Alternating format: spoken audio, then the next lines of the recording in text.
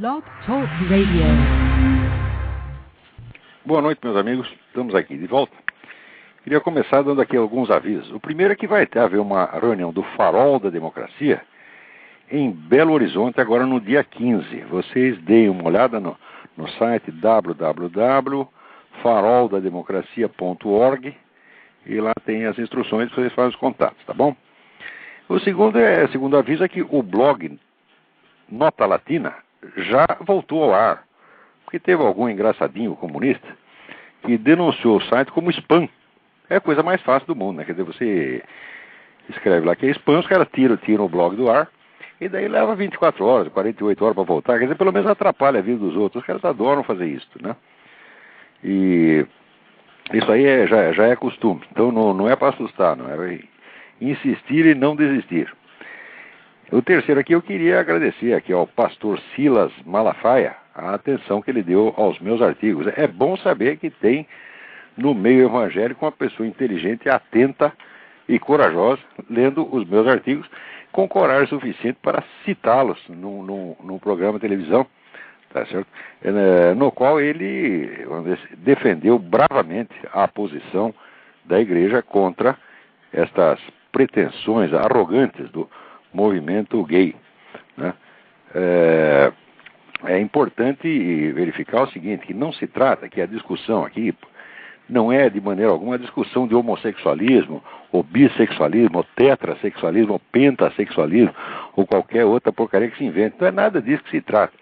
O que se trata é o seguinte, é que há um movimento com a mentalidade nazista prepotente que pretende inventar uma lei pela qual é proibido criticar a conduta deles. Ora, não há nenhuma conduta no mundo que seja incriticável, né? Eu também gostaria de fazer uma lei, assim, que é proibido falar mal do Olavo. É o crime de olavofobia. Você tem social olavófobo, vai pra cana. Eu também gostaria. Quem não gostaria, né, de estar imune a críticas?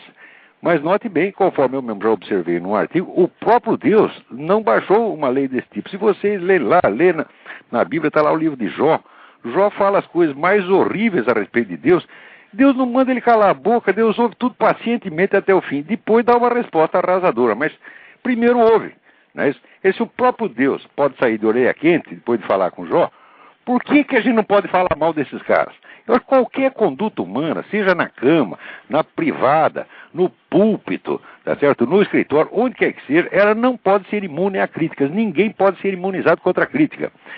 Se você passa a chamar toda a crítica de discriminação, você criminaliza automaticamente as críticas. Tá? Quer dizer, o sujeito não pode achar feio, né, um homem com outro homem para a cama, né? Por que não pode achar feio? Por que tem que achar bonito? Não é isso? Ora, uma coisa assim que me chama muita atenção é que qualquer pessoa com mais de 12 ou 14 anos de idade tem a obrigação de saber que o impulso sexual, o desejo sexual, ele traz junto consigo, inevitavelmente, também a emoção contrária, que é a repugnância. Se você tem atração por uma coisa, você tem repugnância por tudo aquilo que é a inversão dela, o que a nega, tá certo?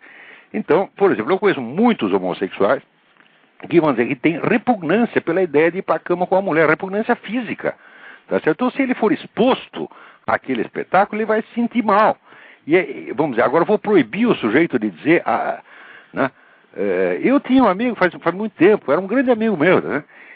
E eu ficava espantado, eu era muito jovem, eu não entendia direito como era a psicologia da coisa. Mas ele contava para mim que a única vez que ele tinha tentado ir para a cama com a mulher, ele tinha vomitado. E depois ele roubou um soldado francês da guerra da Argélia, um sujeito barbudo, peludo, e foi viver com o soldado e ficou feliz pra caramba, né?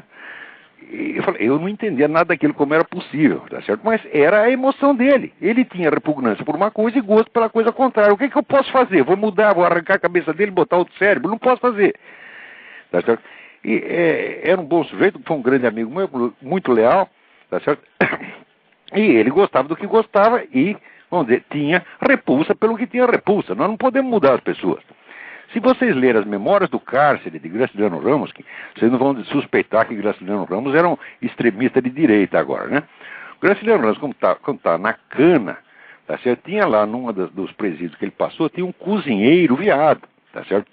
E ele tinha tanta repugnância tá certo, de homossexualismo, que ele evitava a comida feita pelo cara.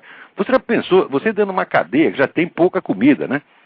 Pouca comida é pouco e ruim. Ainda você tem um segundo motivo repugnante, fala, não, eu não vou comer porque este sujeito, ele mexeu no peru de metade dos detentos, agora vai fazer minha comida. Era o que o Graciliano dizia.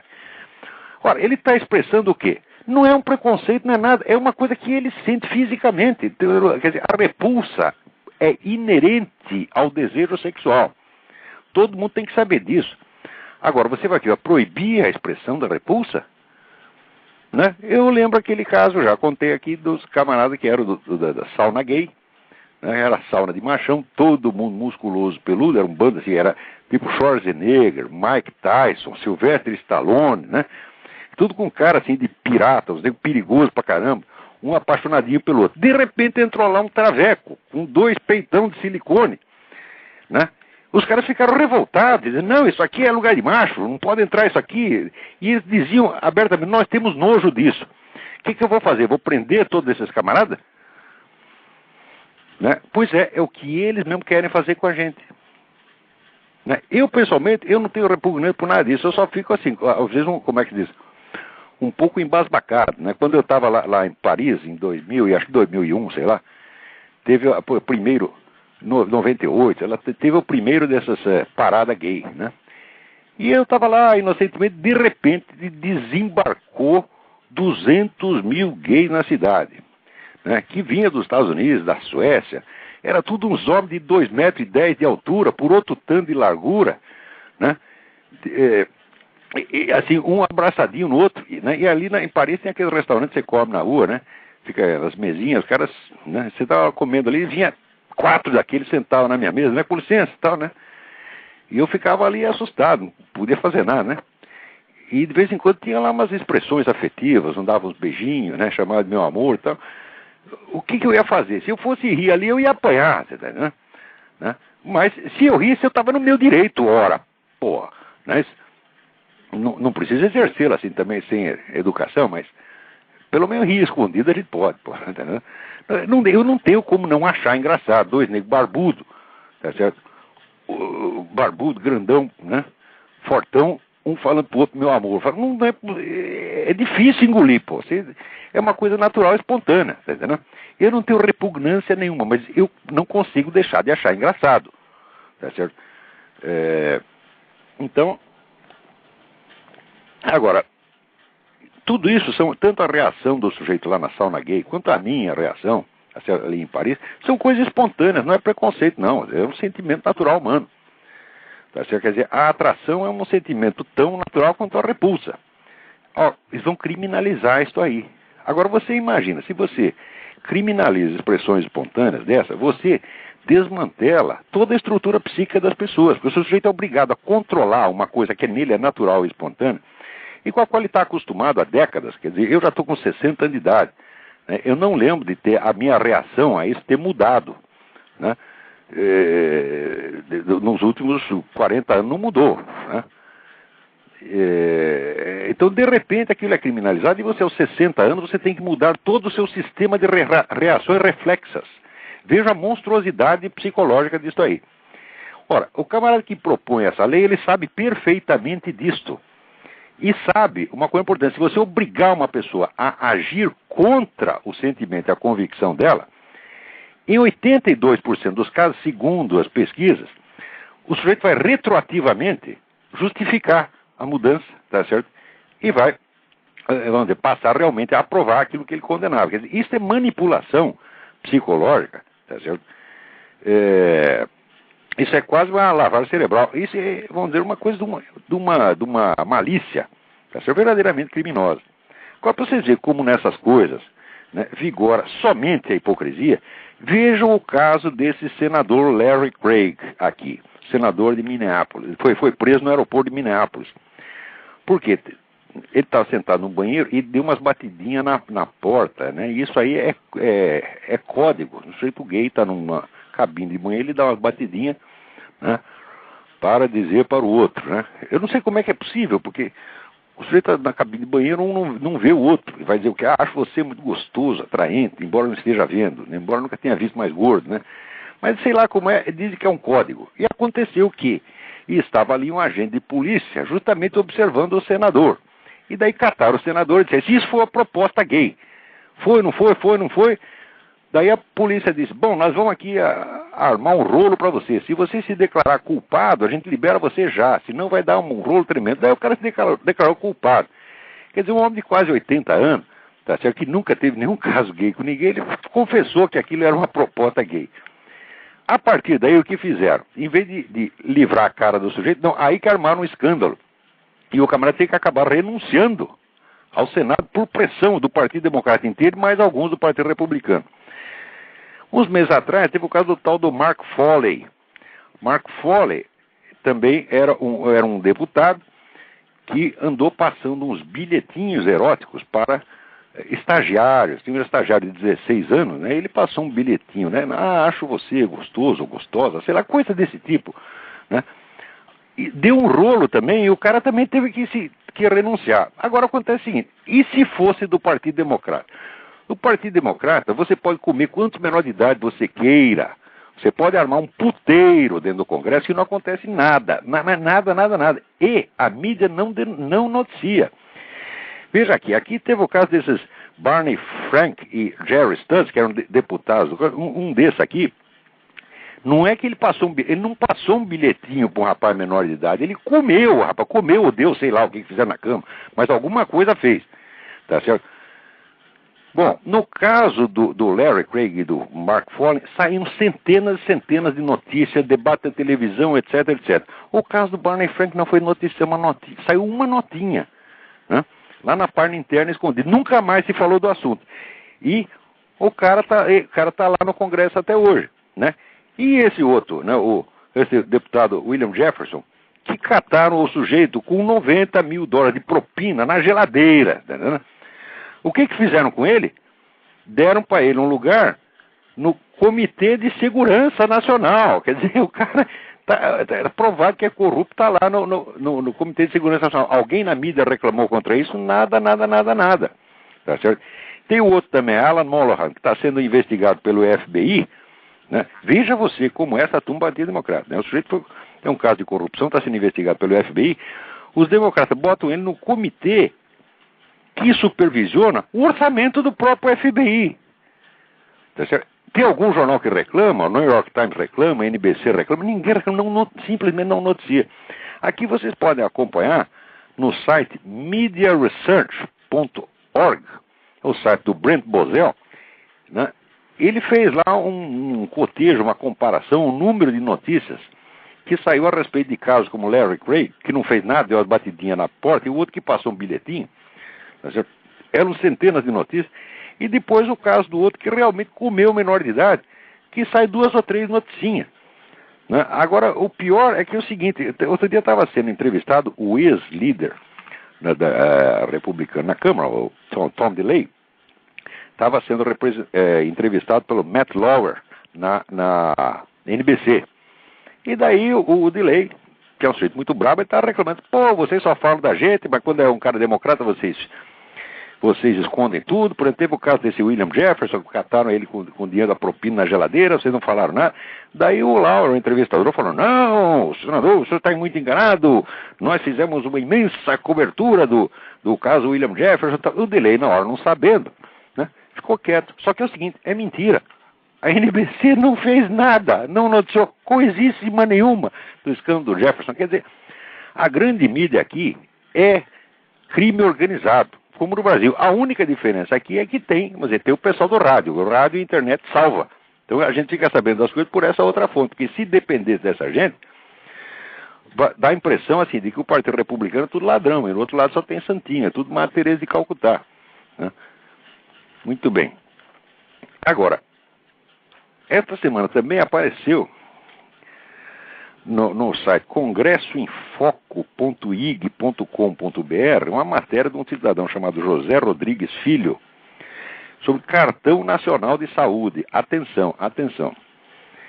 Ele conta que a Associação Médica Britânica está fazendo uns apelo aos médicos clínicos gerais para que boicotem e não colaborem com o sistema de prontuário eletrônico que o governo da Grã-Bretanha está fazendo.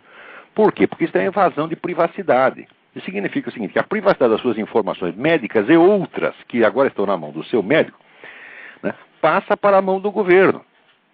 Quer dizer, praticamente, vamos dizer, o sigilo médico é eliminado. Tudo, né, todo o seu prontuário, mais informações pessoais, vai tudo para na mão do governo, no sistema unificado. Agora, aqui o José Rodrigues Filho adverte o seguinte, olha, na Inglaterra está dando um maior bode, o pessoal está protestando, reclamando, e no Brasil o mesmo sistema de cartão nacional de saúde já está sendo implementado, e não teve um debate, ninguém reclamou. Quer dizer, o brasileiro agora virou uma espécie de ímã complacente, você tá entendendo? Todd entra tudo, tá certo? Ele nem sente mais, quer dizer, é ímã complacente anestesiado, né? Tinha, né, uma pomadinha anestésica, depois ao passar, esqueci o nome, né, todo mundo fala, deve ter passado essa pomada e ninguém sente mais nada, tá certo? Então, quer dizer, já perderam o senso da própria segurança, eles abrem tudo para o governo é onipotente. Então, note bem, já está montado um sistema de leis pelos quais o governo petista pode destruir quem ele quiser sem precisar parecer perseguição política. Se não pega pelo lado fiscal, pega pelo lado trabalhista, se não pega por aí, pega por homofobia, né? Pega porque tem lá um revólver em casa. Porque, olha, houve um plebiscito aí, mas o plebiscito foi só para saber se proibia ou não proibia o comércio de armas. Então, não passou. A proposta de fechar o comércio de armas não passou. O comércio de armas continua livre. Mas os mecanismos restritivos continuam todos aí. O sujeito para ter um revólver em casa é tanta burocracia, tá certo? Que até ele conseguir a licença, ele já foi assaltado e assassinado 10 vezes, tá vendo? E de vez em quando pega um nego lá, ele não fez exame psicotécnico, vai pra cadeia. Você precisa fazer exame psicotécnico para ter arma agora, porra.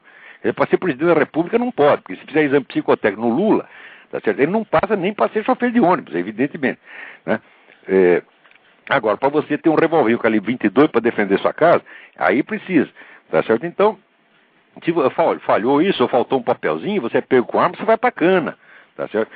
Ou seja, tem 1000 jeitos de destruir. Eles criaram todo um sistema e ainda criaram o tal do direito alternativo, que é interpreta as leis tudo em sentido contrário, no sentido político comunista, tá certo?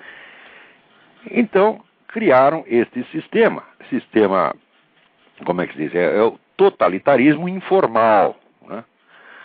E isso já está funcionando. Peraí, tem alguém na linha aí, vamos lá. Olá, professor Alberto, do Rio de Janeiro. Oi, tudo bem? Tudo bem. Deixa eu fazer uma pergunta. O senhor tem alguma coisa a falar sobre a questão do que aconteceu com o comunismo lá no Camboja e os carniceiros lá do Khmer Vermelho? E se é possível fazer algum tipo de ponte entre o que houve lá e o que poderia ter acontecido caso a esquerda tivesse a vitória aqui em 64? Perfeitamente. Só que eu vou pedir um favor para você. Sim. Eu vou responder sua pergunta já. Você desliga e eu respondo, tá bom? Tá ok, vou desligar. Muito obrigado. Tá bom, obrigado. Um abraço. Abraço. Excelente pergunta. O que aconteceu no Camboja foi o seguinte, aqui teve aquele movimento pacifista, tá certo? Baseado em informações falsas transmitidas pela mídia. A mídia transmitiu aqui que os Estados Unidos estavam perdendo, tinham perdido a Batalha do Tet e que a embaixada americana tinha sido invadida, né? E então aquilo foi um escândalo, deu um terror, pânico, invadir a embaixada americana em Saigon. Então dá a impressão que os comunistas tinham tomado o Vietnã inteiro. Vocês sabem quantos Vietcongs tinham entrado na embaixada americana? Resposta: nenhum, morreram todos na porta, soltaram uma bomba, quebraram um pedaço do muro e morreram todos. Quer dizer, não houve invasão na embaixada americana. O pessoal retirou alguns funcionários apenas por uma medida de segurança, mas não houve invasão. A invasão foi um fracasso. Simultaneamente estava tendo a famosa Batalha do Tet. Tet é o ano novo, né, Vietcong. Então eles lançaram uma ofensiva geral. Na Batalha do Tet, 3/4 do exército Vietcong foram devastados, morreu todo mundo. Tá certo? Quer dizer, foi o maior fracasso militar de todos os tempos. Agora aqui os filhos da puta, como Walter Cronkite, né, e outros na televisão, tudo pró-comunista, tudo puxa-saco de comunista, noticiaram o contrário. Tá certo? E a população aqui, os trouxas aqui acreditaram. Acontece que daí o Lyndon Johnson, tá certo, que era mais sensível à opinião do New York Times do que à realidade, era mais sensível, né, às pesquisas eleitorais do que o destino do país, imediatamente determinou então que as tropas americanas fossem retiradas. Daí aquela putada toda que tinha feito manifestações pacifistas, né, dizendo que o Ho Chi Minh não era comunista, que ele era apenas um líder patriótico, etc, etc. Todo mundo fez uma festa danada e, evidentemente, os comunistas, então, tomaram o poder no Vietnã. Os comunistas que tinham invadido o Vietnã do Sul agora estavam com o Vietnã inteiro na mão. Do Vietnã eles invadiram o Camboja, né, e ajudaram a botar no poder o tal do Pol Pot. Bom, resultado, no Vietnã eles fizeram a matança, então, de 1 milhão de civis. E o Pol Pot, amigo deles, com a ajuda deles, no vizinho Camboja, matou mais 2 milhões de civis, gente desarmada em tempo de paz. Olha, a guerra inteira, dos dois lados, morreu aproximadamente entre 800 mil e 900 mil pessoas, a guerra inteira. A paz que se seguiu, graças aos meninos do Flower Power, matou 3 milhões de pessoas. Foi isso que aconteceu. Tá certo? E vocês não têm a menor dúvida de que era exatamente isso que teria acontecido em 1964, se os militares não mandassem parar, não botassem para fora aquele vagabundo, aquele João Goulart, tá certo? Com aquela correola comunista inteira que tinha tomado conta do país, que já tinham começado a guerrilha em 1963.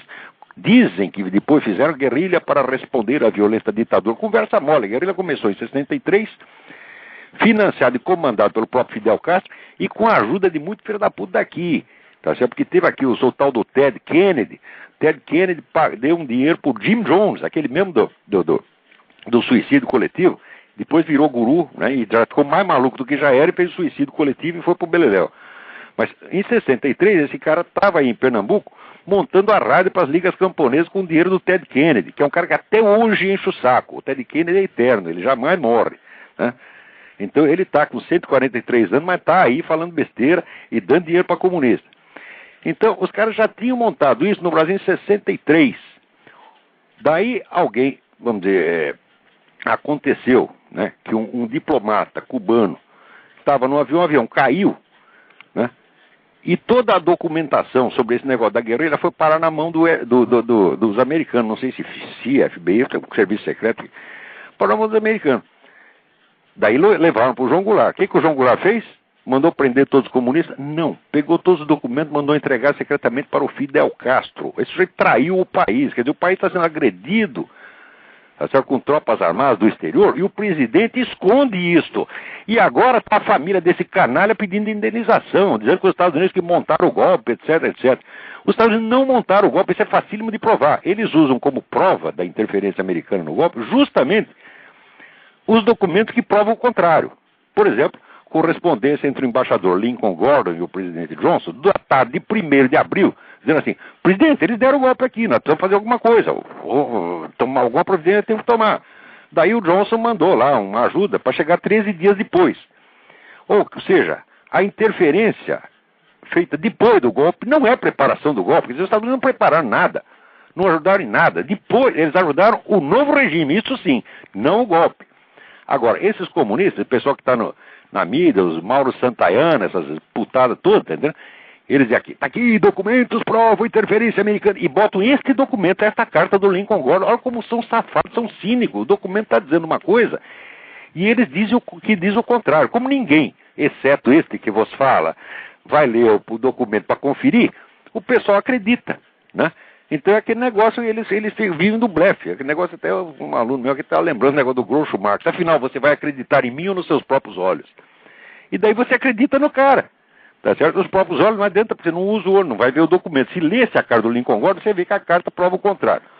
Bom, daí, quer dizer, até hoje estão explorando isso. Os Estados Unidos não ajudaram, deveriam ter ajudado. Ele falou assim, vergonha não ajudar. Agora, se quer saber, eles ajudaram a desmantelar o regime militar. Isto sim. Porque botaram na cabeça que precisa democratizar o continente. Para democratizar tem que tirar os milicos. Só que esqueceram um detalhe. No Brasil, a única força anticomunista que tinha era os milicos. Eles tiraram os milicos, não botaram nada no lugar dela. Isso é a mesma coisa que convidar os comunistas a tomar o continente, como de fato tomaram. Isso foi obra do seu Jimmy Carter. O Jimmy Carter, ele saiu da presidência, ele só tinha 20% de aprovação. O pessoal hoje fala do Bush. O Bush ainda tem, quando chegou no pior, no mais baixo, ele estava com 34% de aprovação. Quer dizer, o recordista ainda é o Jimmy Carter, tá certo? Que era uma besta quadrada, metido, fala do que não sabe, e é puxa-saco de tudo quanto é ditador sanguinário comunista do mundo. Este cara ajudou a desmontar o governo militar e trazer de volta essa cambada comunista que está nos governando até hoje. Agora, isto não é intervenção americana. Não é isso? Muito bem. Peraí, tem outro... Então, é exatamente isso aí. Não tem um lugar onde esse pessoal tenha tomado poder que não tenha seguido o morticínio. Note bem, esse mesmo pessoal brasileiro que fica choramingando, aí de que, fomos perseguidos, fomos oprimidos, o governo matou 500. Bom, mas o governo matou 500, vocês mataram 200. Tá certo? Quer dizer, foi por isso que o governo ganhou. Se fosse o contrário, vocês ganhavam. O governo ganhou porque ele matou mais gente. É coisa óbvia, guerra é guerra, né? E esse mesmo pessoal, enquanto isso, os que estavam em Cuba, muitos trabalharam para o serviço secreto cubano, quer dizer, eram membros do aparato repressivo cubano, que nesses 20 anos, enquanto o Brasil morria 500 guerrilheiros, morreu dentro de Cuba, ali morreu mais de 10 mil pessoas, civis. Ou seja, esses caras são culpados do genocídio cubano. Esses mesmo que ficam aí choramingando. Pior, agora inventaram esse negócio de que houve ocultação de cadáver. Por quê? Porque o exército brasileiro entrava em combate com os caras, matava eles e deixava eles lá. Nunca na história do mundo, nenhum exército jamais catou cadáver dos seus adversários. E agora eles inventaram que isso é ocultação de cadáver e querem que vá lá o coronel Ulisses mostrar onde está o cadáver. Ele lá sabe onde está o cadáver, porra. Tá certo? Agora, cá entre nós, matar e depois ocultar os cadáveres é especialidade comunista. Eles sempre fizeram isto. Fizeram de montão. O caso mais cérebro é os famosos oficiais poloneses. 20 mil cadáveres que os russos mataram e esconderam numa floresta. Tá certo? Anos depois, quando veio o julgamento de Nuremberg, ainda tiveram a cara de pau de dizer que foram os nazistas que tinham matado. Quer dizer, como se tivesse escassez de crime nazista. Está faltando, os nazistas não fizeram nenhum crime, vamos inventar um para dar para eles, né? Como se os nazistas não tivessem feito merda suficiente. Então daí os russos atribuíram a eles. E tiveram a cara de pau, né, de tirar proveito disso no julgamento de Nuremberg. Anos depois veio prova definitiva de que isso dos próprios russos que fizeram. Mas esse é só um caso entre milhares. Em Cuba está cheio de cadáver oculto, meu Deus do céu. Agora, isso quer dizer, o comunista não tem nada contra ocultar cadáver. Ele acha isso bonito, é normal. Agora, ele sabe que nós, os burgueses, tá certo? Nós, os reacionários, temos sentimentos morais. E eles sabem explorar esses sentimentos, tá certo? Então, se faz de vítima, no fundo eles acham até engraçado. Tá certo? Para eles, tanto faz cadáver como não cadáver, não tem respeito nenhum, os caras não acreditam nem em alma. Para eles aquilo é um monte de, apenas um monte de célula de carbono, tá entendendo? Não muito diferente, né, biologicamente de um cocô, tá certo? Eles não têm respeito nenhum, nunca tiveram. Agora, eles sabem que as outras pessoas têm, então eles exploram isso, e proxenetam esses cadáveres. Agora, o cadáver do outro lado não interessa. O cadáver do outro lado não merece respeito, né? Então, vamos lá, parece que tem 4 pessoas querendo falar. Vamos lá. Alô, Olavo? Alô? Quem é? Alô, Olavo? Oi.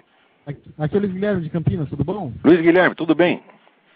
Eu recebi o seu vídeo aos seus alunos, você enviou? Sim. E depois dele, eu resolvi... realmente era muito importante aquilo que você disse, mas eu queria fazer 2 perguntas a respeito do Concílio Vaticano II. Faça. Se eu souber, eu respondo. Se não, eu digo que não sei. Tá. O senhor é católico, mas o senhor diz que o Concílio Vaticano II implementou o que os comunistas tinham mandado. Mas quando a gente fala aqui na nossa profissão de fé, que a gente crê na Igreja Católica, e isso não faz que as decisões sejam... que os bispos tomaram tenham sido inspiradas pelo Espírito Santo e não pelos comunistas? Não, em primeiro lugar, porque aquilo não foi um concílio dogmático. O concílio não decidiu dogma nenhum. Conciliou apenas decisões de ordem pastoral. Essas decisões, vamos dizer, não têm autoridade divina nenhuma. É uma decisão administrativa. Você está entendendo? Então você pode ser contra o quanto você quiser. Agora, os camaradas vendem isso como se fosse uma nova doutrina, que todo mundo tem que abaixar a cabeça e quem está contra é excomungado. Isso é fraude. Você está entendendo? Se fosse um concílio dogmático, estabelecendo novos dogmas, bom, muito bem. Ainda se poderia discutir depois. Tá certo? Mas, vamos dizer, nem o concílio, nem o Papa tem autoridade nenhuma, autoridade divina nenhuma em matéria puramente pastoral. Certo. Pastoral como se fosse, vamos dizer, educação. E meu crédito está acabando aqui, eu vou fazer outra pergunta rapidamente. Passa. Aí depois o senhor continua se quiser nas outras questões. Uma vez o senhor disse num artigo que o Concílio Vaticano II manteve o que podia ser alterado e alterou o que não podia ser alterado. O que não podia ser alterado e que o Concílio Vaticano alterou. Então, olha, houve alterações básicas no texto, houve alterações básicas. Uma das alterações fundamentais do texto da missa foi quando na Santa Ceia Jesus Cristo disse: fazei isto por mim e por muitos. Isto é feito por vós e por muitos. Os caras trocaram por vós e por todos. Por vós e por todos quer dizer o seguinte: está garantindo a salvação universal. Isto é uma fraude monstruosa. Com esta frase, a missa vaticana não vale nada. Ela não vale coisíssima nenhuma. Você está entendendo? Vocês estão assistindo um simulacro de missa. Claro que tem a reserva teológica, é o seguinte, que se o padre oficiar esta missa com a intenção correta, ela ainda pode valer. Quer dizer, você está dependendo de saber qual é a intenção do padre. Quer dizer, não é um texto que valha por si. Ele pode rezar o texto da nova missa com a intenção de estar rezando por dentro a antiga. Então daí a missa vale. Mas como é que você vai saber? Então a missa virou uma loteria esportiva, tá, né? Ou seja, esculhambaram com tudo. E sabiam que estavam fazendo isso. Fizeram de caso pensado.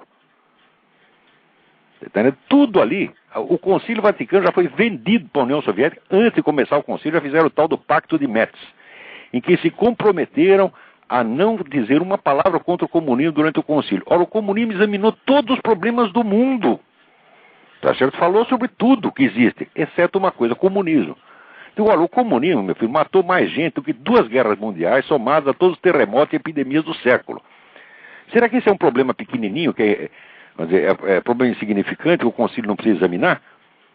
Ou seja, eles tinham assinado um acordo, esse acordo os excomunga automaticamente, os signatários desses documentos já estão automaticamente excomungados, porque tinha decreto assinado pelo próprio João 23, de que qualquer colaboração prestada por um católico a um partido comunista implica excomunhão automática. Então os signatários desse Cardeal Tisserand e outros vagabundos já estavam auto-excomungados. Quem quer que, colaborando com o concílio, sabendo disso, já está auto-excomungado. Tá certo? Então eles fizeram mal à igreja. Olha, meu filho, nem os muçulmanos, com todas as invasões que fizeram, com toda a matança que fizeram tanto mal à igreja quanto esses camaradas fizeram. É horrível isso aí. Essa história é horrorosa. Olha, eu não sou ninguém, eu não tenho autoridade religiosa nenhuma, eu sou um pecador, eu sou um filho da puta, eu sou um canalha, eu sou o que você quiser, mas eu estou dizendo a verdade, e esses caras estão mentindo. Deu para entender? Eu acho que até o rapaz desligou ali, ficou assustado. Então, quem mais? Tem mais alguém aí?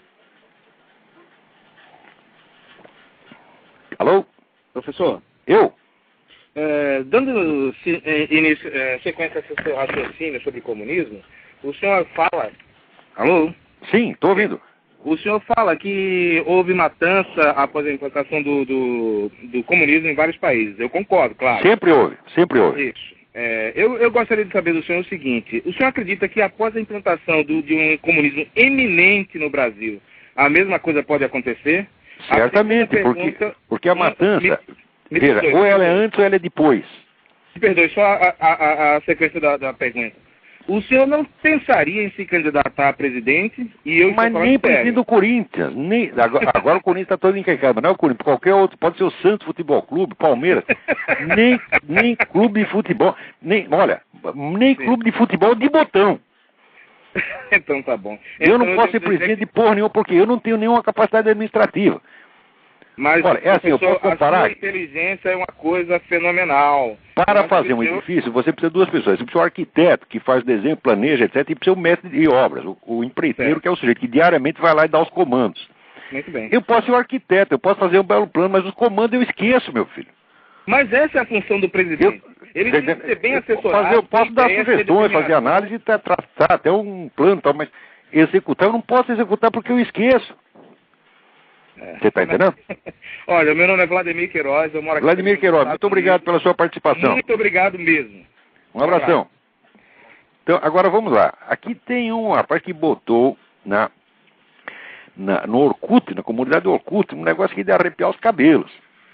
Dizendo que o pai dele, que é oficial do Exército, recebeu uma carta muito elegante do Foro de São Paulo, convidando para participar de reuniões onde vão discutir a integração das Forças Armadas Latino-Americanas. Quer dizer, O Foro de São Paulo, aquela entidade que não existia, até a semana passada não existia, né? Depois passou a existir, mas a ser apenas um clube de debates, né? Por fim, foi aceito como central estratégica, né? Foi confessado como central estratégica nos anúncios do 3º Congresso do PT. Então, logo tirou a máscara, né? Já está botando as manguinhas de fora e interferindo diretamente na vida militar, querendo cooptar os nossos oficiais para que vão lá discutir a integração das Forças Armadas. Quer dizer, integração das Forças Armadas, assim, vão tudo bater continência para Hugo Chávez e Fidel Castro. É exatamente isso que eles querem. Mais ainda, digo para você que todo este rolo que criaram por causa do Quartinho de Moraes foi porque o Quartinho de Moraes era o cara encarregado dessa operação, o homem encarregado da infiltração comunista nas Forças Armadas. E eu fui mexer com o sujeito e doeu no calo do Partidão e do PCdoB, etc. Então estrelaram, tá certo? Então acabamos descobrindo que o seu Quartinho de Moraes, que era aparentemente o sujeito discreto, era uma mais importante do que parecia, porque ele é o sério atrás desta operação, que é a coisa mais criminosa que já se fez nesse continente, né? Quer dizer, colocar as nossas Forças Armadas para servir a seus inimigos, tá certo? Então está aqui, né?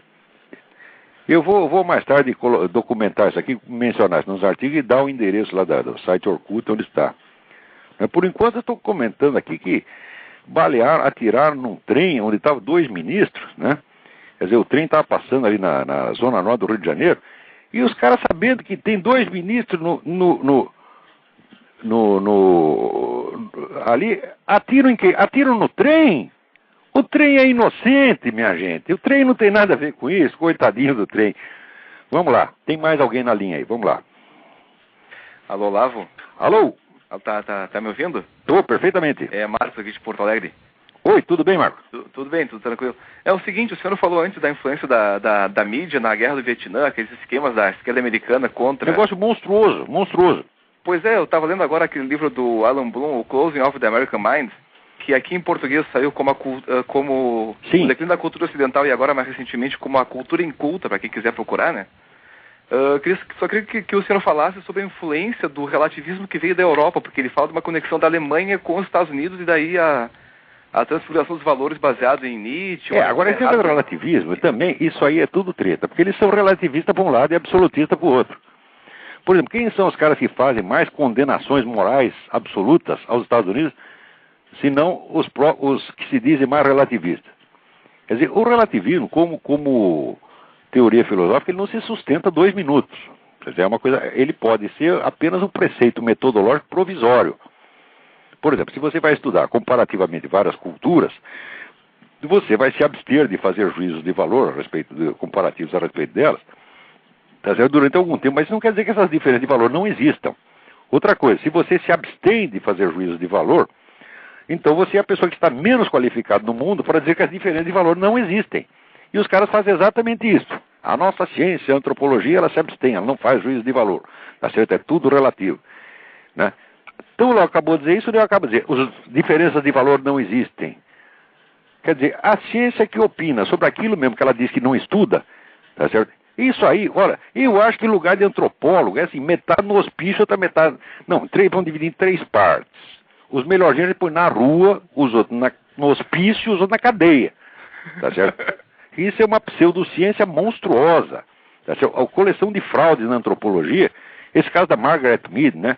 Que foi lá para as Ilhas Samoa, né? E disse que Samoa era um paraíso, que todo mundo comia todo mundo, né? Era total liberdade sexual e que lá não tinha crimes sexuais, não tinha estupro, né? Por causa disso, quer dizer, estupro é função da repressão. Então... Muito bem, passou 50 anos, foi um outro sujeito pesquisar lá e resolveu entrevistar as mesmas testemunhas que tinham falado para Margaret Mead. Quando falaram assim, você lembra da dona Margaret Mead que esteve aí? Os caras começavam a rir e dizer aquilo era uma velha louca. Ela queria ouvir, ela só queria que a gente falasse que ela queria ouvir. Então a gente começou a mentir, falou tudo mentira para ela. Quando o cara foi verificar, por exemplo, o registro policiais, tinha mais estupro em Samoa do que em Nova York. E essa mulher foi assim, ela foi a rainha da antropologia americana. Tem discípulos até hoje. Quer dizer, essa charlatã inconsciente, a mulher era uma idiota completa, que acreditou nela mesma. Tá certo? E agora, ela acreditar nela mesma, tudo bem, essa vai para o hospício. Agora, os caras que continuam apregoando isso depois de revelado a fraude dela, esses deviam ir para a cadeia, né? Aposto que no Brasil não tem uma faculdade de ciências sociais que os caras contem que a obra de Margaret Mead é fraude. Ninguém conta isso no Brasil. Aqui, pelo menos, se discute isso. E a gente fica sabendo das coisas. Mas no Brasil, é a censura total. Não, e só para encerrar, assim, até também já largo a linha, eu queria saber se o senhor sabe dizer quem trouxe para os Estados Unidos essas correntes. E desde já agradeço o tempo aí. Olha, tudo isso aí começou com o pessoal da escola de Frankfurt. Que vieram todos para cá. Quer dizer, é engraçado, os caras seguintes, eles estavam na Alemanha, ferrados, tá certo? Porque a maior parte dos membros da escola de Frankfurt eram judeus. Judeu traidor, esse judeu que hoje venderia Israel por 2 bananas, tá entendendo? Mas era judeu de origem, tá certo? Então, quando veio o negócio do nazismo, eles ficaram numa situação terrível e tiveram que ir para os Estados Unidos. E daí chegava aqui, dizendo o seguinte, os Estados Unidos é igualzinho à Alemanha, é a Alemanha nazista, a mesma coisa. Tanto era a mesma coisa, lá na Alemanha, o cara pegava um negro, jogava no campo de concentração, deixava sem comida, o cara ficava pesando 25 quilos e depois morria. Aqui, os americanos, o que faziam? Davam um emprego pro cara, tá certo? O sujeito era toda semana entrevistado na TV, era honrado, ganhava não sei quantos prêmios, tá certo? 5 em 5 anos, tinha um ano sabático sem precisar dar aula. Então você tinha as melhores condições do mundo, tá certo? Alguns ficaram muito ricos. Horkheimer ficou muito rico, tá certo? E você vê que era igualzinho à Alemanha nazista. Tá bom, Lavo. Como é que a gente pode levar a sério esses caras que eram um bando de charlata? Theodor Adorno. Agora, Theodor Adorno escrevia para a revista nazista e puxava o saco de Joseph Goebbels. Achava isso antes da guerra. E depois esconderam, varreram isso para baixo do tapete e esse merda tem admiradores até hoje. Theodor Adorno não valia o que comia. Não é que não valia o que comia, não valia o que peidava. Tá certo? Ainda diz que esse cara é um filósofo, ele não é nada, isso é um charlata.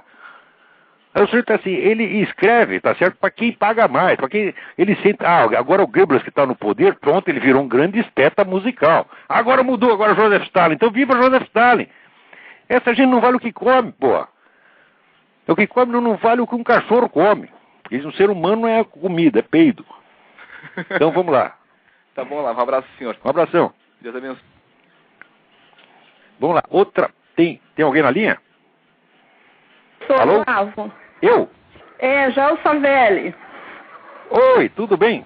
Tudo bom. Olha só, é o seguinte, eu tô vendo assim que a sua candidatura já é quase um clamor nacional. Não, até o clamor nacional é o seguinte, demitam o Olavo de Carvalho já, imediatamente. Não, olha só, falando já sério. pedi demissão, já renunciei ao mandato.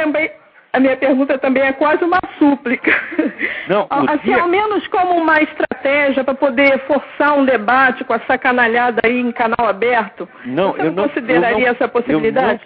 De jeito nenhum, eu não tenho talento para isto. Estou dizendo para você, eu não tenho capacidade. No Brasil, qualquer cocô falante acha que tem capacidade. Tá certo? Depois que botaram o Lula, aí botaram o Gilberto Gil de ministro da Cultura, todo mundo acha que pode tudo. Eu sei o que eu posso. Tá certo? Não, eu tô entendendo o que você está falando, mas eu falo até acho que eu sou um negro inteligente. Né? Quando eu era moleque, eu tinha um complexo enorme de ser burro. Eu achava que todo mundo entendia tudo, só eu não entendia nada. Eu decidi passar 20 anos estudando para ver se aprendia alguma coisa. Hoje eu já estou até começando a achar que eu sou inteligente. Alguma coisinha aí, né? Mas eu digo assim, mesmo para forçar assim, esse debate público numa TV aberta, entende? Não, o que tem que fazer é o seguinte, olha, arrume um programa de televisão para mim no Brasil que eu desmantelo essa porcaria toda em poucos meses. Se me der assim, 1 hora por semana na televisão, eu levo esses negros lá para entrevistar, seu Lula, seu Marco Aurélio Garcia, desmascaro todos eles na frente de todo mundo, provo que são mentirosos. Acabo com a reputação deles, me dá assim, empresta eles por 10 minutos para mim diante das câmeras, você vai ver o que eu faço com eles. Faço esses caras chorar, com eles de quatro chorando. Por isso que ninguém me dá esse programa, tá vendo?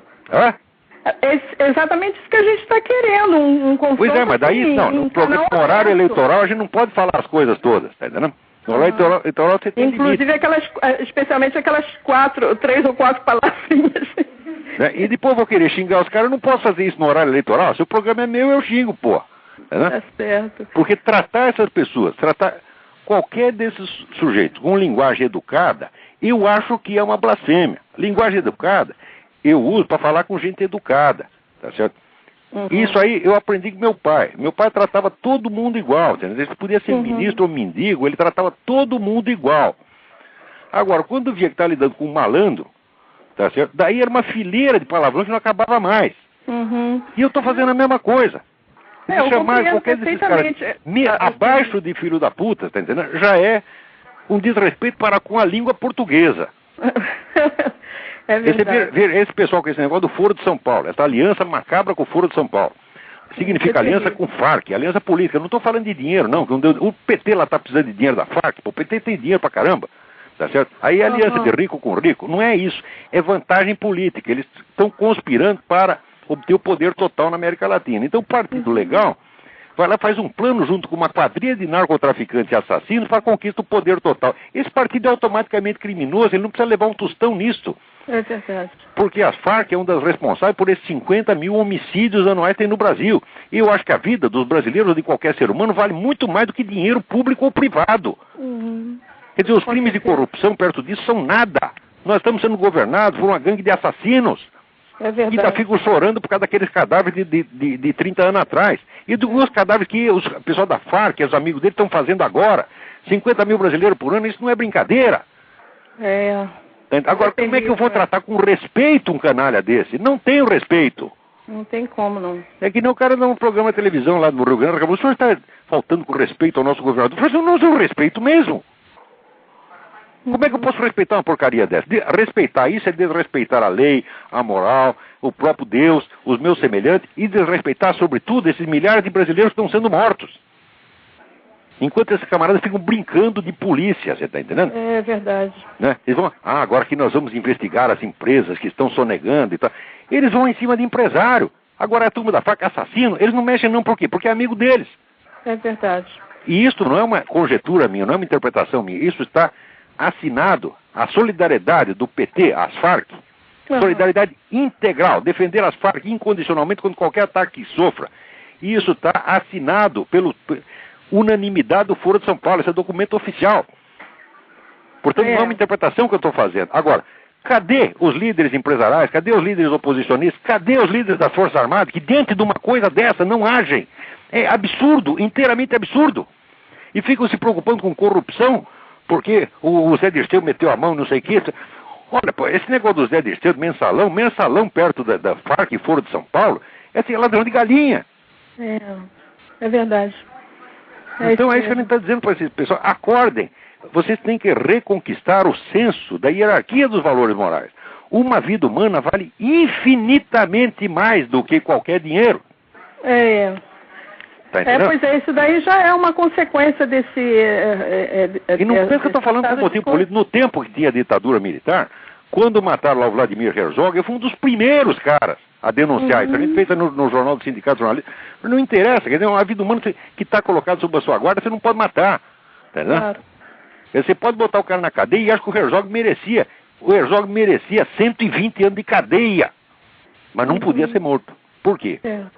Se você acha que os crimes que ele fez justificam que ele morra, então você tem que votar a lei da pena de morte, tá certo? No Congresso, que aliás até tinha a lei da pena de morte, e os caras eram covardes, não queriam usar a lei da pena de morte, então matavam escondido. Isso é coisa que se faça?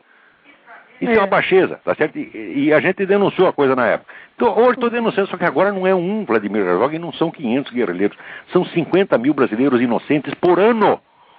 E os caras querem que a gente se comova com os cadáveres de guerrilheiro? Ó, que brincadeira. Tá certo, Olavo. Agora, presidente, eu não serei presidente de coisa nenhuma. Eu mal presido aqui a minha própria vida. Eu mesmo aqui na minha casa não mando nada. Quem manda é o cachorro. Tá certo, Olavo. Falou então. Então, seja boa sorte. Tá, tudo de bom. Tchau. Oi, tem mais um aí na linha. Alô? Alô? Alô? Alô? Sim. Alô? Aqui é Emílio. Emílio? De São Tudo Carlos. bem? Não sei se o senhor viu sobre a nota fiscal paulista. Não estou sabendo. Que parece que o governo do estado de São Paulo vai devolver 30% do valor da nota fiscal do ICMS arrecadado da nota fiscal para o consumidor que se identificar na hora de fazer a compra com o CPF. Então eles querem ter a ficha de todo mundo. Então, você aqui ninguém comprou a tá camisinha na farmácia da esquina, você vai ter que dizer, comprei uma camisinha. Você está entendendo? Então, eles querem vasculhar a sua vida pelo lado fiscal e também pelo lado médico, com esse negócio da Carteira Nacional de Saúde. Quer dizer, os caras estão montando uma imensa KGB, tá certo? E todo mundo está achando que é normal, isso é democracia. Por quê? Porque o brasileiro não tem cultura, não tem informação, não tem meio de comparação, não sabe comparar uma coisa com outra. Ninguém está achando estranho isso. E ninguém acha nada estranho, eu estou falando, rapaz. O Brasil, assim, são potes e potes de pomada anestésica. O que eu fiquei chocado foi que Você está vendo, assim, é uma piroca cósmica que está entrando no traseiro do Brasil. E ninguém está sentindo nada, porra. Como é que pode um negócio desse? Estão todos loucos, ou então o louco sou eu, porra. É possível. Agora, eu ser louco não resolve nada pra vocês, você tá entendendo? Porque se eu for louco, tudo que eu tô dizendo continua sendo verdade. Pior ainda. Pior ainda porque o único nego que disse a verdade é o jeito maluco, prova que os outros não prestam. O que eu fiquei mais chocado foi que o Reinaldo Azevedo chegou a elogiar o projeto do governo do estado, porque ele incentiva o cidadão a pedir nota fiscal e ainda devolve parte do dinheiro arrecadado. Só que não toca... Mas o que eles estão fazendo? Eles estão criminalizando o cidadão. Criminalizando cada vez mais. Tá certo? E eliminando cada uma das defesas. Você elimina o sigilo bancário, você elimina o sigilo médico, agora você elimina o sigilo até nas operações comerciais simples. Você é obrigado a declarar, né? E o nego que for num puteiro, né? Comi uma loirinha, tantos, né? Pô, eles não estão regulamentando a prostituição, então vai ter que ter imposto também, porra. Tá certo? Então você vai ter que declarar. E a criança que vai comprar Coca-Cola no bar? Porque se você esperar, você vai no puteiro e sua mulher não vai saber nada. Não, agora vai saber sim. Quer dizer, é a moral dos bons costumes. Não é isso? Bom, ok, Olavo. Um abraço. Um abração. Muito bem. Agora, aqui tem uma carta, eu não vou dar o nome do indivíduo, mas é um negócio importante. Eu não tenho a menor condição de averiguar isto. Ele disse todo esse rolo que está dando aí por causa desta negociação do Corinthians com a MSI, que há uma suspeita de que isso aí haja nisso o dedo do governo russo, porque o tal do Berezovski é um sujeito que não está muito bem com o governo Putin. E que pode ser que todas essas denúncias venham daí. Eu digo, olha, eu daqui de onde eu estou, eu não tenho a menor condição de averiguar, eu não conheço os personagens brasileiros envolvidos, mas olha, quem souber alguma coisa, por favor, me informe, né?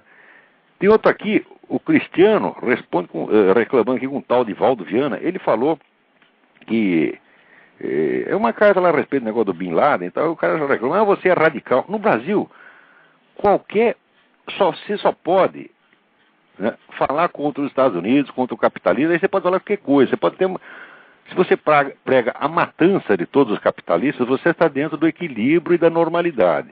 Agora, se você diz assim, olha, eu acho que não é bem assim, pronto, você é radical, você é extremista de direita. Quer dizer, os caras estão implantando uma escala de valores absolutamente psicótica e todo mundo está aceitando. Então, Cristiano, manda esse Valdo Viana a merda, tá entendendo? Fez muito, não mandou, mas quis mandar. Agora, tem aqui o Daniel Nietzsche me pergunta, desculpe ir direto ao assunto, por que a população não tem capacidade de se organizar para lutar contra os desmandos desse governo? Bom, porque auto-organização popular não existe. Napoleão dizia que para fazer uma guerra existem 3 condições. Primeira, dinheiro. Segunda, dinheiro. Terceira, dinheiro. Qualquer organização de qualquer coisa supõe muito dinheiro. Supõe, em primeiro lugar, os ativistas profissionais. Sem você ter... Para você ajuntar uma massa de 1000 pessoas, você precisa ter pelo menos 10 ativistas profissionais trabalhando em tempo integral para isso, como o Partidão sempre teve. Eu, no tempo que eu estava lá, eu via ter... Né? Os caras do comitê estadual, eles nunca tinham problema de dinheiro, estavam sempre cheios de dinheiro, transitava para tudo quanto é lado, tomava avião, ficava hotel de 5 estrelas, fazia tudo, tá entendendo? Não estavam tirando proveito próprio, estavam trabalhando para o partido, é claro, mas dinheiro não faltava. Agora, eu sei que no Brasil, só quem tem dinheiro, mas no PT, o PT deve ter quantos militantes hoje? 500 mil? 500 mil negros que se esforçam, que dão o seu tempo e que ainda dão de 10% a 30% dos seus ganhos. Então, isso aí estou falando só das contribuições legais, sem falar de treta, sem falar de mensalão, etc, etc. Depois que os caras subiram no governo, né, soma-se ao dinheiro dos contribuintes voluntários, todo o dinheiro que foi roubado, que foi, vamos dizer, a maior roubalheira que houve na história do Brasil é o PT. Então, o dinheiro deles é ilimitado, ilimitado. Agora, se você quer Eu, por exemplo, aqui eu gostaria muito, por exemplo, de ter uma secretária aqui trabalhando para mim, né, atender os telefones, fazendo pelo menos limpando o escritório de vez em quando. Eu não tenho dinheiro para isso, tá entendendo? E se eu peço, eu ponho um apelo lá, gente, aqui eu estou ferrado, porque eu estou fazendo trabalho de 20 e não tenho dinheiro para manter isso. Por exemplo, cada vez que eu saio daqui para ir para Washington, fico lá 2, 3 dias, vai $500, $600. Eu não tenho mais esta grana, tá certo? Eu não tenho, e aliás, os meus ganhos na minha coluna Jornal do Brasil acabaram de ser diminuídos, porque eu tinha lá um contrato, né, com o Jornal do Brasil. O Jornal do Brasil me comunicou que vai diminuir os meus ganhos. Não é perseguição política, não é uma medida administrativa. Mas fizeram isso, tá entendendo? Então, quer dizer, eu já estava sem dinheiro, agora vou ter mais um pouco. Então, eu gostaria, por exemplo, muito de poder informar aqui a opinião pública americana do que se passa na América Latina e no Brasil. Mas como é que eu posso fazer isso sozinho? Agora, se eu não consigo ter uma secretária, como é que vai organizar um movimento no Brasil? A situação está muito pior do que você está pensando, Daniel. A gente não tem onde cair morto. Os caras pegaram toda a grana e eles têm todos os meios. Só que eles levaram 40 anos para fazer isso. Ora, eu me lembro assim que no meu livro de 1993, Nova Era da Revolução Cultural, eu já explicava toda essa questão da hegemonia cultural naquela época, como a hegemonia cultural ia rapidamente se transformar em poder absoluto. Então vai fazer 14 anos.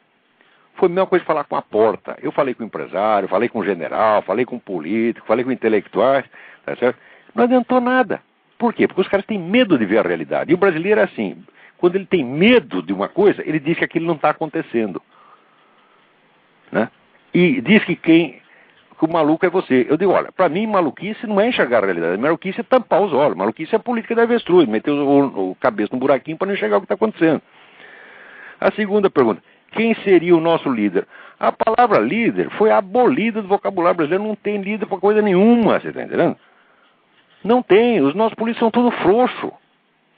Frouxo, cagão, covarde, porra. Tá certo? Então, simplesmente não tem. Então, agora, por que não tem? Porque a conquista da hegemonia cultural pelo pessoal comunista dissolve a psique, dissolve a moral dos seus adversários e os deixa totalmente desfibrados. Por isso que a hegemonia cultural já era o grande mal, isso aí 14 anos atrás. Tá certo? Para que haja líderes, é preciso primeiro você fazer um trabalho de formação de uma elite intelectual. Da elite intelectual, aos poucos, podem sair líderes políticos. Tudo isso leva 20 anos. Tá certo? Por que a oposição popular não tem movimento e nenhum plano de ação? Pelos mesmos dois fatores. A oposição, o pessoal que é anticomunista, foi privado até de um vocabulário próprio. Tá certo? Então, por que agora, por exemplo, o pessoal quer combater o PT na base do denúncia de corrupção? Porque todo o vocabulário e a estratégia de combate à corrupção foi criado pelo próprio PT. Então o pessoal só sabe imitar. Agora, por que você vai acusar um negro de corrupção se você sabe que ele está metido em assassinato e homicídio em massa? Farc, no Brasil, através do auxílio dado a PCC e Comando Vermelho, é culpada de homicídio em massa. Tá certo? E, graças às boas relações que ela tem com o PT, tá certo? Com essa ajuda mútua, torna o PT culpado de homicídio em massa. Por que você pega uma organização criminosa culpada de homicídio em massa e vai acusá-la que ela tirou um dinheirinho do governo? Mas que coisa!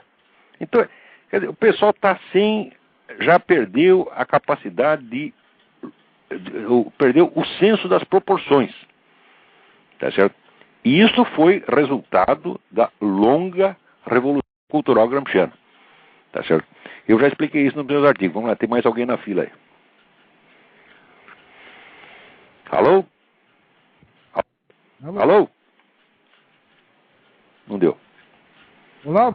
Alô? Quem está falando? Alô? Eu acho que caiu a ligação. Então, eu vou o próximo aí. Olavo, Sim. é o Flávio. Tudo bem, do Flávio? Rio. Tudo bem? Tudo bem. É o seguinte, quero te agradecer pelo trabalho que você vem fazendo, que você não tem preço que você está fazendo. Obrigado. Alguém tem de fazer a parte suja do serviço. Pois é, isso aí não tem, não existe, acho que não existe pagamento à sua altura. E eu gostaria Não tem pagamento à minha altura e não tem pagamento nenhum, porque eu só levo prejuízo. Vamos tentar criar uma forma com o tempo, nós vamos criar uma maneira de pelo menos, tentar desenvolver isso melhor, até da parte financeira. Vamos bolar junto com Olha, eu acho que outros. quem está tentando fazer um trabalho bom aí, esse pessoal do Farol da Democracia está realmente trabalhando. Tá certo? Eu não tenho acompanhado, mas eu dá uma olhada lá, Farol da Democracia tutorial lá. A gente vê, pelo que eu vejo à distância, eu acho que eles estão realmente trabalhando. Gostaria que tivesse muito mais gente. Precisava ter 40 movimentos que nem esse. E o pessoal da Associação Comercial também tem feito muita coisa boa, né? A de São Paulo, né? Agora vão lançar um número especial da revista inteirinho sobre o Foro de São Paulo. Porque aconteceu com os documentos recolhidos durante mais de 10 anos pelo Dr. Graça Wagner, agora estão à disposição. Então agora vai saber tudo sobre o Foro de São Paulo. Tudo de uma vez. Quer dizer, vai destampar a latrina, uma latrina continental. Isso é muito bom. Eu fico muito... Isso aí, a Associação Comercial que vai lançar essa revista. E nós devemos isso a você, com certeza. Não, a mim não, tem muita gente aí, muita gente. Mas você está se doando mais. Jesus Cristo. Devemos isso ao nosso Senhor Jesus Cristo, tá certo? Com certeza, com a iluminação dele, do Espírito Santo, que você está conseguindo chegar lá e iluminar a cabeça. Porque, no meu caso, por exemplo, eu não tenho como adquirir nem 10% da tua cultura. Mas o que você consegue trazer para a gente, transmitir para a gente, fica muito, entendeu? É muito bom, entendeu? Tem muitas pessoas... Obrigado, muito obrigado, muito obrigado. Queria ter esse tipo de acesso, não consegue. Outra coisa, agora eu queria te pedir, não muda totalmente o tom. Um amigo aí, um companheiro te pediu para não mudar o tom do xingamento. Não muda não, manda um sarrafo nos caras. Se você puder, às vezes, criar um horário mais light pros idosinhos, pra gente botar os velhinhos pra te ouvir, porque tem um pessoal que fica meio cardíaco na hora que fala, né? Se tivesse discutido com gente séria, quer dizer, a gente tem, já houve discussão séria. A própria esquerda brasileira tem gente séria, dá pra discutir. Hoje não dá mais, só tem bandido, pô. Não, pois é, e eu acho que... Olha, meu filho, você não pensa que eu sou um cara agressivo, malvado? Pergunta aqui pra... Nada, você é bonzinho demais com ele. Pergunta aqui pra minha família, né? Eu trato todo mundo bem, né? Tenho uma paciência no bonde. Agora, a coisa que eu não suporto é bandido querendo se fazer de santinho pra cima de mim. E ainda querendo dar lição de moral, que nem esse Lula, dizendo que ninguém tem mais moral do que ele. Eu digo, ô Lula, qualquer puta de rua, qualquer traveco de rua é melhor do que você e esse seu partido de merda. Qualquer um. Isso. Porque eles dão o que é deles e você está dando o que é nosso. Né? Está batendo, o negócio dele é bater continência pro Hugo Chávez. Hugo Chávez, isso é um puxa-saco de Hugo Chávez e Fidel Castro. Quando vê o Fidel Castro até chora. Puta vida. Não tem...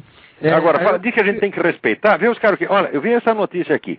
Universidade Estadual da Paraíba, Museu Assis Chateaubriand, tá certo? Tá aqui, é uma exposição com 24 obras, né?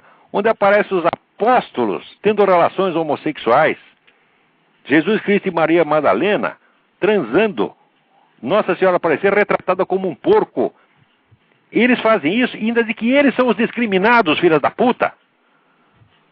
Ora, o que é para fazer com essa gente? Tem que ter tudo pra cadeia. Isso aí é crime. Quer dizer, isso aí é discriminação mesmo. Isso é perseguição religiosa aberta.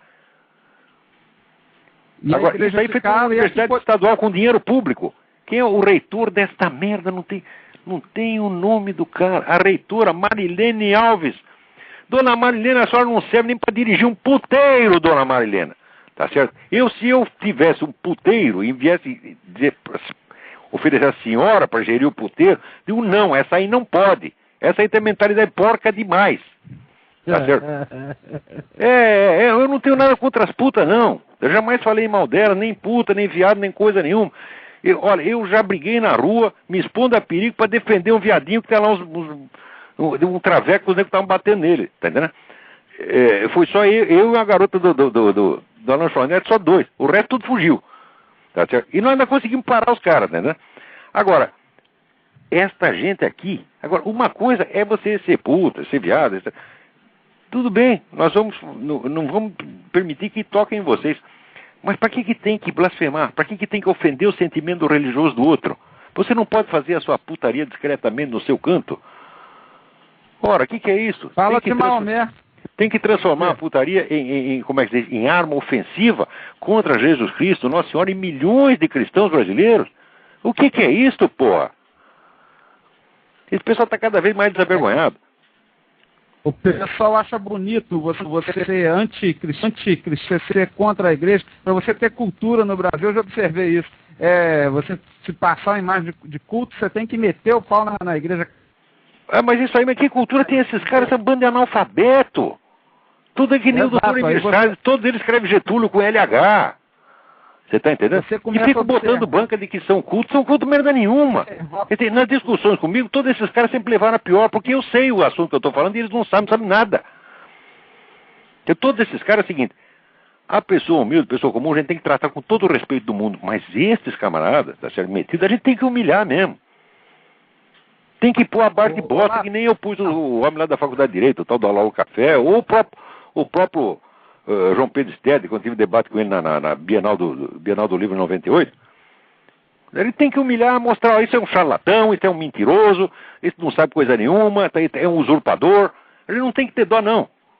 Porque ninguém nesse mundo é obrigado a ser professor universitário, a ser intelectual.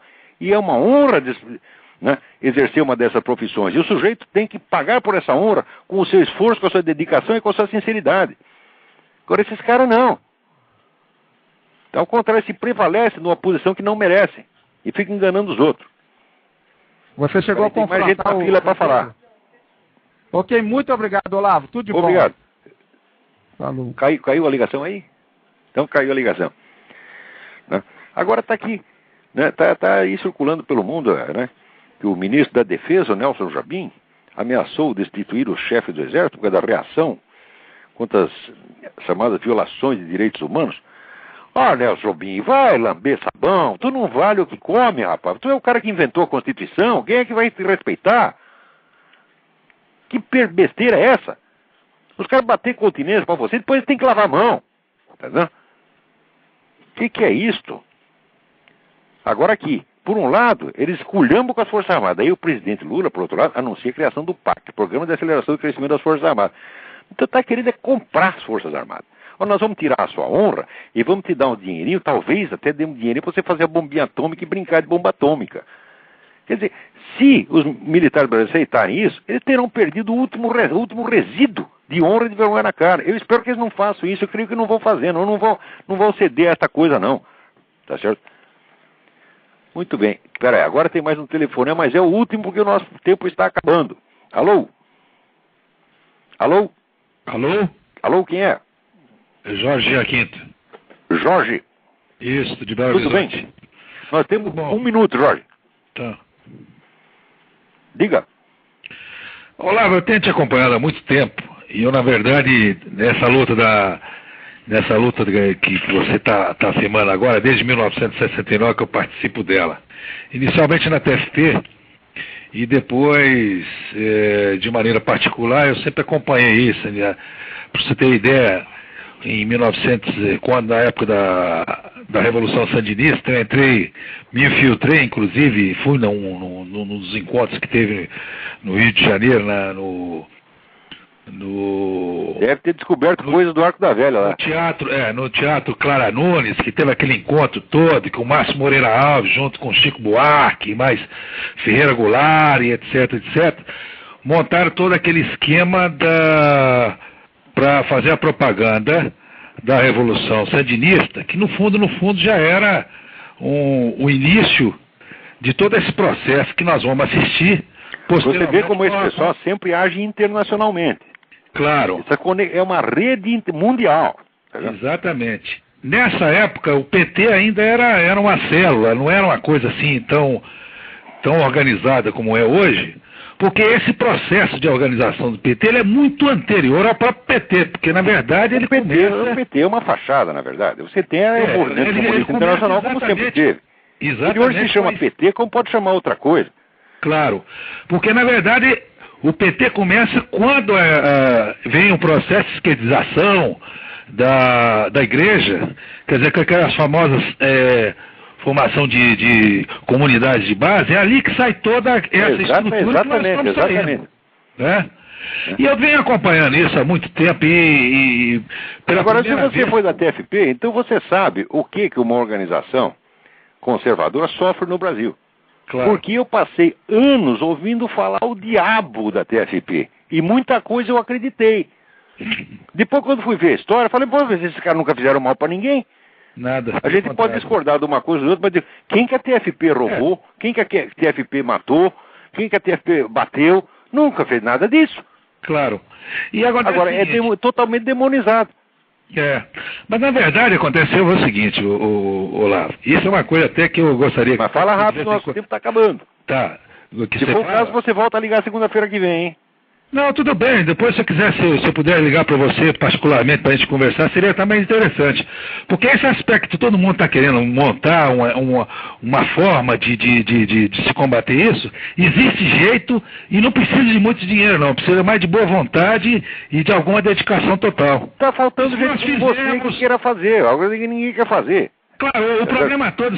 Agora, a minha capacidade é limitada. O meu negócio é o seguinte, eu sei estudar, pegar as informações, dar o diagnóstico e dizer o que está acontecendo. Claro. Isso é o que eu sei fazer. O processo de militância... Agora, eu não sou um líder político, eu não posso liderar uma coisa dessa. Não, mas isso aí não tem nada a ver com política, não. Isso é guerra ideológica. Nós temos que fazer a guerra ideológica... Não, na guerra cultural eu sou bom. É claro que a gente tem que fazer. A gente tem, através desse seu programa aí que está na internet, que é muito interessante, nós podemos começar a fazer o proselitismo a partir dos contatos. A gente montar contatos e mandar releasing, mostrando as coisas que estão acontecendo para o próprio pessoal começar, através da própria internet hoje, que é um mecanismo formidável. Olha, quem quer que se organize para isso no Brasil, qualquer grupo que se organize para isso, eu não participo diretamente, mas tem todo o meu apoio. E vou defender os seus direitos até o fim, você está entendendo? Seja a pessoa da TFP, seja o Fórum da Democracia, seja o Cansei, eu defendo todo esse movimento, tá entendendo? Às vezes faço umas críticas também. Quando os caras são frouxos demais, eu critico. Não, o que aconteceu foi exatamente isso, quer dizer, até eu apoio tudo isso. E não precisa ter uniformidade ideológica, não. Cada um que pensa do jeito que pensar, organiza o seu grupo do seu jeito, tá entendendo? Claro!